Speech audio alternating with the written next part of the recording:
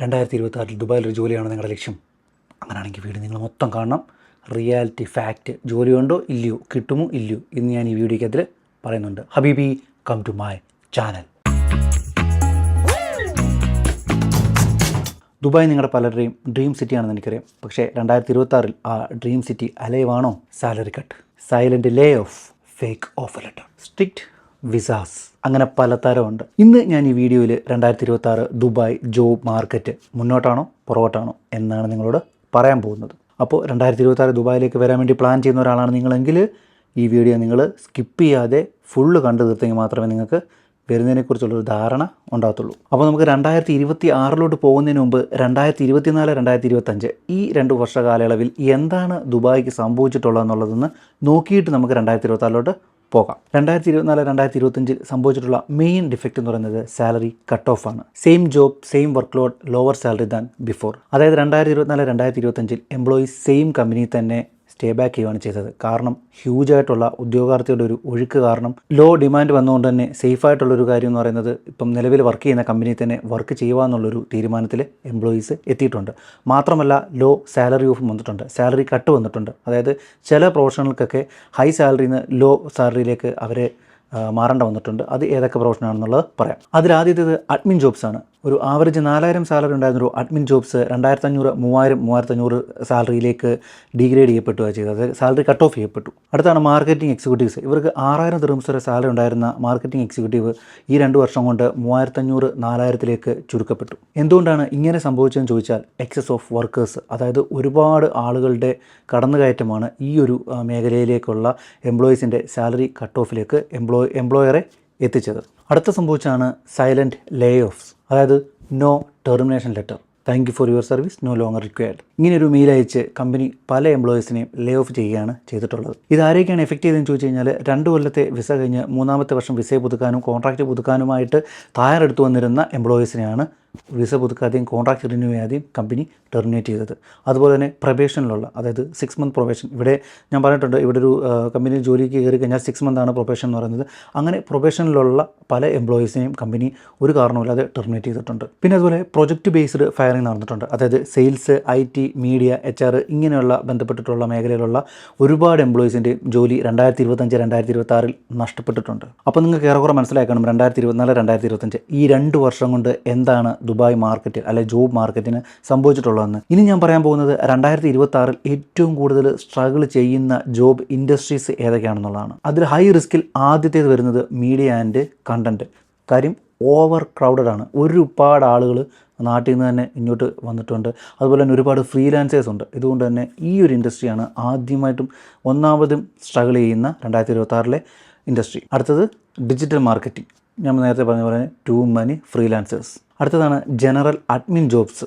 ഈ ജനറലായിട്ടുള്ള അഡ്മിൻ ജോലി ചെയ്യുന്നവരുടെ അവരും ഈ പറഞ്ഞിട്ട് ഹൈ റിസ്കിലാണ് വരുന്നത്. അടുത്തത് ബേസിക് ആയിട്ടുള്ള സെയിൽസ് ജോബ്സ്. പിന്നെ ലാസ്റ്റായിട്ട് വരുന്നത് ഫ്രഷ് ഗ്രാജുവേറ്റ് റോൾസ്. അതായത് നാട്ടിൽ നിന്ന് പഠിച്ചിറങ്ങിയൊക്കെ വരുന്ന ഒരാളുകളാണെങ്കിൽ നിങ്ങൾക്കും ഹൈ റിസ്ക് ആണ്, നിങ്ങൾക്കും വലിയ പാടാണ് നിങ്ങൾക്കൊരു ജോലിയൊക്കെ കിട്ടി ഇവിടെ സർവൈവ് ചെയ്യുക എന്നുള്ളത്. മാക്സിമം വന്ന് എവിടെയെങ്കിലൊക്കെ ജോലി കിട്ടുവാണെന്നുണ്ടെങ്കിൽ അപ്പോഴേ ചാടിപ്പിടിച്ച് കയറിക്കണം. സാലറി ഒന്നും നോക്കരുത്. ഒരു 1-2 വർഷത്തേക്ക് എക്സ്പീരിയൻസ് ആക്കിയിട്ട് നിങ്ങൾക്ക് ഡിമാൻഡും സാലറിയൊക്കെ നോക്കി പോകാം. ഇല്ലെന്നുണ്ടെങ്കിൽ തിരിച്ച് വിസയൊക്കെ തീരാറാകുമ്പോഴത്തേന് തിരിച്ച് നാട്ടിൽ പോകേണ്ടി വരും. അപ്പോൾ ഞാൻ ഹൈ റിസ്ക് ജോബ്സ് പറഞ്ഞു. ഇനി നമുക്ക് സേഫായിട്ടുള്ള ഇപ്പോഴും ഗ്രോയിങ് ആയിട്ടുള്ള ഡിമാൻഡായിട്ടുള്ള ഇൻഡസ്ട്രി ഏതാ നോക്കാം. ഹൈ ഡിമാൻഡ് ജോബ്സ് 2026 1-ാം സ്ഥാനത്ത് തന്നെ ഉണ്ട് നമ്മുടെ ഹെൽത്ത് കെയർ. ഈ ഹെൽത്ത് കെയറിൽ ആർക്കൊക്കെയാണ് ഏറ്റവും കൂടുതൽ ഡിമാൻഡ് എന്നുള്ളത് നോക്കിക്കഴിഞ്ഞാൽ nurses, lab technicians, medical coders, അതുപോലെ കെയർ ഗീവേഴ്സ്. പിന്നെ ഈ ജോലിക്കൊക്കെ വരാൻ നിൽക്കുന്നവർ ആദ്യം ശ്രദ്ധിക്കേണ്ട കാര്യം, നിങ്ങൾക്ക് ലൈസൻസ് വേണം. ദുബായ് ആണെങ്കിൽ DHA മസ്റ്റായിട്ട് ഉണ്ടായിരിക്കണം. DHA ഇല്ലെങ്കിൽ ടാറ്റ ബൈ ബൈ, പൊക്കോ. ഹൈ ഡിമാൻഡ് ജോബ്സ് 2026 2-ാം സ്ഥാനം സ്കിൽഡ് ടെക്നീഷ്യൻസ് ജോബ്സ്. നിങ്ങൾ ഇലക്ട്രീഷ്യൻ ആണോ? ധൈര്യമായിട്ട് കയറിപ്പോ. നിങ്ങൾ ഈ 2-ാം സ്ഥാനത്തുള്ള ഹൈ ഡിമാൻഡായിട്ടുള്ള ജോലിക്കതിൽ നിങ്ങളും ഉണ്ട്. അടുത്താണ് HAVC ടെക്നീഷ്യൻസ്. ഇലക്ട്രീഷ്യന്മാരെ പറഞ്ഞപ്പം അപ്പുറത്ത് ഒരാൾ നിൽപ്പുണ്ട്, എനിക്ക് ഡിമാൻഡ് ഉണ്ടോ ഇല്ലയോ ചോദിച്ചുകൊണ്ട്. ഉണ്ട്. പ്ലംബേഴ്സ്, നിങ്ങളും കയറിപ്പോന്നു. അടുത്താണ് ഓട്ടോമേഷൻ ടെക്നീഷ്യൻസ്. നിങ്ങൾക്ക് വേണ്ടത് സ്കില്ല്, പിന്നെ ഒരു ഡിഗ്രി വേണം, അല്ലെങ്കിൽ ഒരു ഡിപ്ലോമയെങ്കിൽ നിങ്ങളുടെ കയ്യിൽ ഉണ്ടായിരിക്കണം. ഇനി അടുത്ത ഡിമാൻഡായിട്ടുള്ള ഒരു ഇൻഡസ്ട്രി എന്ന് പറയുന്നത് IT ആൻഡ് ടെക്. ഒരു സൈബർ സെക്യൂരിറ്റിക്കാരാണോ നിങ്ങൾ? ധൈര്യമായിട്ട് കയറിപ്പോ, നിങ്ങൾക്ക് ചാൻസ് ഉണ്ട്. അതുപോലെ data analyst, ERP consultations, cloud engineers. പിന്നെ നിങ്ങൾക്ക് നോ ഷോർട്ട് കട്ടാണ്, no fake experience, fake certificate, ഇതൊക്കെ ഉണ്ടെന്നുണ്ടെങ്കിൽ മടക്കി വീട്ടിൽ തന്നെ വെച്ചിട്ട് കയറി പോന്നാൽ മതി ഒറിജിനലുമായിട്ട്. ഏതെങ്കിലും ഒറിജിനൽ ഉണ്ടെങ്കിൽ. കാര്യം ഇപ്പം Dubai government, especially UAE government fake ഡോക്യുമെൻറ്റുകൾക്ക് ഭയങ്കര സ്ട്രിക്റ്റ് ആയിട്ടുണ്ട്. ഫേക്ക് ഡോക്യുമെൻറ്റ് വെച്ച് നിങ്ങളൊരു ജോലിക്കൊക്കെ കയറി കഴിഞ്ഞാൽ അത് കണ്ടുപിടിച്ച് കഴിഞ്ഞാൽ നിങ്ങളെ നേരെ ഡീപ്പോർട്ട് ചെയ്യും. അതുകൊണ്ട് ഫേക്ക് ഡോക്യുമെൻറ്റ്സ് ഒന്നും കൊണ്ടുവരരുത്. ഒറിജിനൽ ക്ലിസ്റ്റർ ക്ലിയർ ആയിട്ടുള്ള ഒറിജിനൽ സാധനം ഉണ്ടെന്നുണ്ടെങ്കിൽ ധൈര്യമായിട്ട് കൊണ്ടുവന്നു. ഇനി ഹൈ ഡിമാൻഡായിട്ടുള്ള ലാസ്റ്റ് ഇൻഡസ്ട്രി എന്ന് പറയുന്നത് logistics and supply chain. Warehouse supervisors, procurement officers and fleet managers. ഈ മേഖലയിലൊക്കെ ഉള്ള ഒരാളാണ് നിങ്ങളെങ്കിൽ നിങ്ങൾക്കും ധൈര്യമായിട്ട് 2026 വിസ എടുക്കാം. അപ്പോൾ നമ്മൾ ഹൈ ഡിമാൻഡായിട്ടുള്ള ഇൻഡസ്ട്രി ഏതൊക്കെയാണെന്ന് പറഞ്ഞു. ഇനി 2026 ഒരു സാലറി റേഞ്ച്, സാലറിയുടെ കാര്യങ്ങളൊക്കെ നോക്കാം. നമുക്കതാണല്ലോ കൂടുതൽ അറിയേണ്ടത്. ബ്രൂട്ടലായിട്ടുള്ളൊരു ട്രൂത്ത് പറഞ്ഞു കഴിഞ്ഞാൽ ദുബായിൽ സാലറി കൂടുന്നില്ല. പക്ഷേ കൂടുന്ന ഒന്നുണ്ട്, എക്സ്പെൻസ്. എക്സ്പെഷ്യലി റെൻറ്റ്, ലിവിങ് എക്സ്പെൻസാണ് ഏറ്റവും കൂടുതൽ കൂടിപ്പോയിക്കൊണ്ടിരിക്കുന്നത്. ലിവിങ് എക്സ്പെൻസ് ഇങ്ങനെ പോകുകയാണെന്നുണ്ടെങ്കിൽ സാലറി ഇങ്ങനെയാണ് വരുന്നത്. ഒരു ആവറേജ് സാലറി റിയാലിറ്റി ഞാൻ പറയാം. 2026 ആദ്യം നമുക്ക് ഫ്രഷേഴ്സിൽ നിന്ന് തന്നെ തുടങ്ങാം. 2000 മുതൽ 3000 ദിർഹംസ് വരെയാണ് ഒരു ഫ്രഷറായിട്ടുള്ളൊരു ഗ്രാജുവേറ്റിന് അല്ലെങ്കിൽ ഒരു എംപ്ലോയിക്ക് നിലവിൽ 2026 കിട്ടാൻ പോകുന്നത്. ഇനി നമുക്ക് എക്സ്പീരിയൻസ് ഉള്ള ആളെ നോക്കാം. അതായത് 3 മുതൽ 5 വർഷം വരെ എക്സ്പീരിയൻസ് ഉള്ള ഒരു എംപ്ലോയിക്ക് ഇനി കിട്ടാൻ പോകുന്ന സാലറി AED 4000 മുതൽ 7000 ദിർഹംസ് വരെ നിങ്ങൾക്ക് ഒരു മാസം ആവറേജ് കിട്ടാൻ സാധ്യത ഉണ്ട്. സ്കിൽഡ് ജോലി ചെയ്യുന്നവർ നിങ്ങൾക്ക് കിട്ടുന്ന സാലറി എത്ര എന്നറിയോ? ഈ പറഞ്ഞ 2 കൂട്ടരെക്കാളും കൂടുതൽ നിങ്ങൾക്ക് കിട്ടും. AED 8000+ ആണ്. 8000 മുതൽ മേപ്പോട്ട് നിങ്ങൾക്കും കിട്ടാൻ സാധ്യതയുണ്ട്. അപ്പോൾ കൂട്ടത്തിൽ കൊമ്പൻ നിങ്ങളാണ്. അപ്പോൾ ഞാൻ പറഞ്ഞു കോസ്റ്റ് ഓഫ് ലിവിങ് ഭയങ്കര കൂടുതലാണെന്ന്. ഈ കോസ്റ്റ് ഓഫ് ലിവിങ് എത്രയാണെന്നൊക്കെ ഒന്ന് വേഗമായിട്ടൊന്ന് പറഞ്ഞു പോകാം. അതായിരിക്കത്തില്ല, റിയാലിറ്റി ഇവിടെ വരുമ്പം അതിൽ കൂടുതലേ വരത്തുള്ളൂ. എന്നാലും ഞാൻ അപ്രോക്സിമേറ്റ് പറയാം. ബെഡ് സ്പേസ്, അതായത് ബെഡ് സ്പേസ് എന്ന് പറഞ്ഞു കഴിഞ്ഞാൽ ഒരു 5-6 പേരുള്ള അല്ലെങ്കിൽ ഒരു 4 ബെഡുള്ള ഒരു റൂമായിരിക്കും. ആ റൂമിൽ ഒരു ബെഡ്, ആ ബെഡിനാണ് ബെഡ് സ്പേസ് എന്ന് പറയുന്നത്. ഇവിടെ വർക്ക് ചെയ്യുന്നവർക്കും ഇവിടെ നിൽക്കുന്നവർക്കൊക്കെ അറിയാം. നാട്ടിലുള്ളവർക്കാണ് പറഞ്ഞത്. ബെഡ് സ്പേസ് എന്ന് പറഞ്ഞാൽ ഒരു ബെഡ് തരും, ആ ബെഡിനുള്ള സ്പേസും നിങ്ങൾക്ക് ഒരു കബോർഡും തരും. നിങ്ങളുടെ സാമ്രാജ്യമാണ് ആ ബെഡ്. ആ ബെഡാണ് നിങ്ങളുടെ ലക്ഷറി ലിവിങ് ഏരിയ എന്ന് പറയുന്നത്. അപ്പം അങ്ങനെയുള്ളൊരു ബെഡ് സ്പേസിന് ഇവിടെ നിലവിലിപ്പോൾ ഉള്ളൊരു റെൻ്റ് എന്ന് പറയുന്നത് AED 800 മുതൽ 1200 ദിർഹംസ് വരെയാണ്. അത് കൂടാനും സാധ്യതയുണ്ട്. ഇപ്പോൾ കുറച്ചുകൂടെ അതൊരു ആവറേജ് ബെഡ് സ്പേസ് ആണ്. ഒരു ബങ്കർ ബെഡൊക്കെ ഉള്ളൊരു ബെഡ് സ്പേസ് ആണ് ഞാൻ പറയുന്നത്. ഇനി ഒരു കുറച്ച് ലക്ഷറി ആയിട്ടുള്ളൊരു ബെഡ് സ്പേസ് ഒക്കെ വേണമെങ്കിൽ 1000 മുതൽ 1500 കൊടുക്കേണ്ടി വരും. ഇനി റൂം നോക്കാം. അതായത് ചെറിയ പാർട്ടീഷൻ പോലുള്ള കുഞ്ഞു റൂമുകൾ. ഈ റൂമുകൾക്ക് വരുന്ന റെൻ്റ് എന്ന് പറയുന്നത് 1800 മുതൽ 3000 വരെയൊക്കെ വരാം. ഈ 3000 പറഞ്ഞ റേഞ്ചിൽ എന്ന് പറയുന്നത് ഒരു സിംഗിൾ റൂം വരാം. നമ്മുടെ നാട്ടിലേക്ക് ഒരു റൂമില്ലേ, ബെഡ്റൂമില്ലേ, ആ ഒരു ബെഡ്റൂമിൻ്റെ സ്പേസിലുള്ളൊരു റൂം, ആ റൂമിനായിരിക്കാം ഒരു 2500, 3000, 3500 വരെ വരാൻ പറ്റും. ഇനി ഫുഡ് പ്ലസ് ട്രാൻസ്പോർട്ടേഷൻ. എങ്ങനെയാണെങ്കിലും ഒരു മാസം ഒരു 1000 ദിർഹംസ് നിങ്ങൾ കൈ കരുതിക്കണം ഫുഡിനും ട്രാൻസ്പോർട്ടേഷനും വേണ്ടി മാത്രം.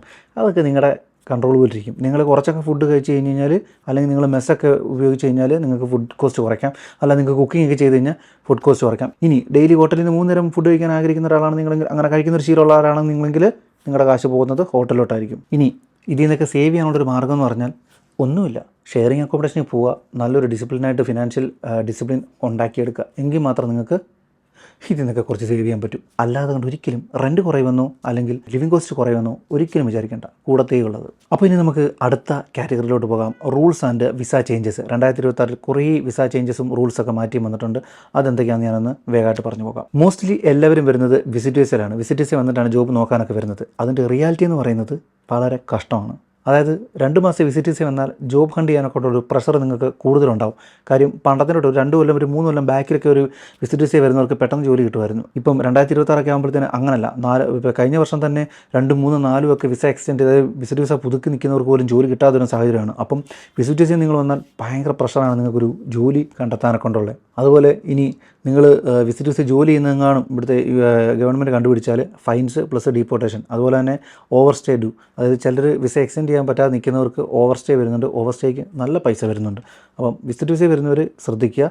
നിങ്ങൾക്ക് ജോബ് ഹണ്ടിങ്ങിന് ഒരുപാട് ലിമിറ്റേഷൻസും നിങ്ങൾക്ക് പ്രഷറും ഉണ്ടാവും. മാക്സിമം നിങ്ങൾ ജോബ് സീക്കർ വിസയിലേക്ക് വരാൻ നോക്കുക. അടുത്താണ് കമ്പനി ഹയറിംഗ് റൂൾസ്. ഈ കമ്പനി ഹയറിംഗ് റൂൾസിൽ മോസ്റ്റ് ഓഫ് ദ കമ്പനി നോക്കുന്നത് ഇവിടെ വിസ ക്യാൻസലായി നിൽക്കുന്ന എംപ്ലോയിയാണ്. അതുപോലെ തന്നെ UAEക്ക് അകത്തുള്ള ആളുകളെ. ഞാൻ പലരും എന്നോട് ചോദിച്ചിട്ടുണ്ട്, നാട്ടിൽ നിന്ന് ജോലിക്ക് കിട്ടുമോ, നാട്ടിൽ നിന്ന് നോക്കി കഴിഞ്ഞാൽ ജോലി കിട്ടുമെന്നൊക്കെ. നിങ്ങൾക്കുള്ള ഉത്തരം ഇത് തന്നെയാണ്. നാട്ടിൽ ജോലി നോക്കി കഴിഞ്ഞാൽ ഒന്നും കിട്ടില്ല, ജോലിയും കിട്ടില്ല, ഒരു ബന്ധവും കിട്ടില്ല. നിങ്ങൾ ഇവിടെ വന്ന്, അതായത് ഇവിടെയുള്ള കമ്പനീസ് മാക്സിമം നോക്കുന്നത് ഇവിടെ UAEയിലുള്ള ആളുകളെ മാത്രമാണ് പ്രിഫർ ചെയ്യുന്നത്. അപ്പം അതുപോലെ മാത്രമല്ല, ലോ സാലറിയിൽ ലോ പേ സ്കെയിലിൽ വർക്ക് ചെയ്യാൻ താല്പര്യമുള്ളവരെ, അത് ഇൻട്രസ്റ്റ് ഉള്ളവരെയും ആണ് കൂടുതലും ഹയർ ചെയ്യുന്നത്. അപ്പോൾ ഇത്രയെല്ലാം പറഞ്ഞു കഴിഞ്ഞപ്പോൾ നിങ്ങൾ എന്നോട് ചോദിക്കുന്നൊരു ചോദ്യമുണ്ട്, ഞാനിനി 2026 ദുബായിലോട്ട് വരണോ, ജോലി കിട്ടുമെന്ന്? ഉത്തരം പറയാം. നിങ്ങൾ ധൈര്യമായിട്ട് കയറി വരാം. നിങ്ങൾക്കൊരു 3 മുതൽ 5 വർഷത്തെ എക്സ്പീരിയൻസ് നിങ്ങളുടെ പ്രവൃത്തി മേഖലയിൽ ഉണ്ടെന്നുണ്ടെങ്കിൽ ധൈര്യമായിട്ട് കയറി വരാം. അതുപോലെ തന്നെ നിങ്ങൾക്ക് ഡിമാൻഡഡ് ആയിട്ടുള്ളൊരു സ്കില്ലുണ്ട്, അങ്ങനെ ഒരു സ്കിൽ ഒബ്റ്റെയിൻ ചെയ്തിട്ടുള്ള ഒരാളാണ് നിങ്ങളെങ്കിൽ ധൈര്യമായിട്ട് കയറി വരാം. ഒരു 3 മുതൽ 4 വരെ അല്ലെങ്കിൽ ഒരു 6 മാസം വരെ വിത്തൗട്ട് ഇൻകം ജോലി കിട്ടാതെ നിങ്ങൾക്ക് ഇവിടെ സർവൈവ് ചെയ്യാൻ പറ്റുന്ന ഒരാളാണ്, അത്രയ്ക്ക് ഫിനാൻഷ്യൽ ബാക്ക്ഗ്രൗണ്ട് ഉള്ള ഒരാളാണെങ്കിൽ കയറി വരാം ധൈര്യമായിട്ട്. ഇതിനൊക്കെ ഉപരി നിങ്ങൾ മെൻ്റലി സ്ട്രോങ് ആയിട്ടുള്ള ഒരാളാണ്, ഏത് സിറ്റുവേഷനും ഫേസ് ചെയ്യാൻ തയ്യാറായിട്ടുള്ള ഒരാളാണെങ്കിൽ ടിക്കറ്റ് എടുത്തോ. ഇനി നിങ്ങൾ ഒരിക്കലും വരരുത്, ഞാൻ ഈ പറയുന്ന കാറ്റഗറിയുള്ള ഒരാളാണ് നിങ്ങളെങ്കിൽ, ഒരു ഫ്രഷറാണെങ്കിൽ വരണ്ട. നാട്ടിൽ നിന്നൊരു എക്സ്പീരിയൻസ് ഒക്കെ ആക്കിയിട്ട് ഇങ്ങോട്ട് കയറി വരുന്നതായിരിക്കും better. You expect instant job, വന്ന ഉടനെ നെക്സ്റ്റ് ഡേ ജോബ് കിട്ടണമെന്ന് ആഗ്രഹിക്കുന്ന ഒരാളാണ്, അല്ലെങ്കിൽ അങ്ങനെ ചിന്തിക്കുന്ന ഒരാളാണെങ്കിൽ ഒരു കാരണവശാലും നിങ്ങൾ കയറി വരരുത്. യു ഡിപ്പെൻഡ് ഓൺ ഏജൻസിനെ മാത്രം ഡിപ്പെൻഡ് ചെയ്തിട്ട് ജോലി കിട്ടുമെന്നുള്ള ഒരു ഉറപ്പിൻ്റെ പുറത്ത് വരുന്നവരാണെന്നുണ്ടെങ്കിൽ വരരുത്. 90% ഏജൻസും ഫേക്ക് ആയിരിക്കും, പറ്റിക്കും, തേയും. നാട്ടിൽ നിന്ന് ബാങ്കിൽ നിന്നൊക്കെ ലോൺ എടുത്തിട്ട് വരാൻ നിൽക്കുന്നവരാണെങ്കിൽ വരരുത്. ആ ലോൺ തിരിച്ചടച്ചു കഴിഞ്ഞാൽ ഒന്നുമല്ല നിങ്ങൾക്ക് ഈ പലിശയെങ്കിലും നിങ്ങൾക്ക് കുറഞ്ഞു കിട്ടും.